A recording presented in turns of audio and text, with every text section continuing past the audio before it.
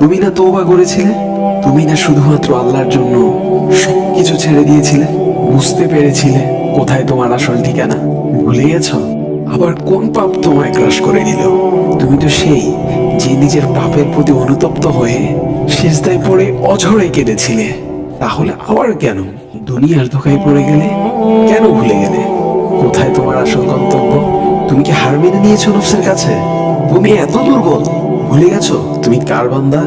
কে তোমার রব? তোমার রব তো সর্বশক্তিমান।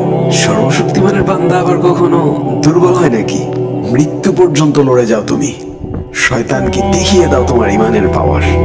শয়তানের ধোঁকায় পড়ে অনেক পাপ করে ফেলেছো, তাই নিরাশ হয়ে গেছো তুমি, তাই না? তুমি কি জানো না তোমার রব কতটা মহান? তিনি তো তোমাকে ক্ষমা করার জন্য অপেক্ষা করছেন। তাই ফিরে আসো সেই রবের দুয়ারে, যার দুয়ার কখনো বন্ধ হয় না।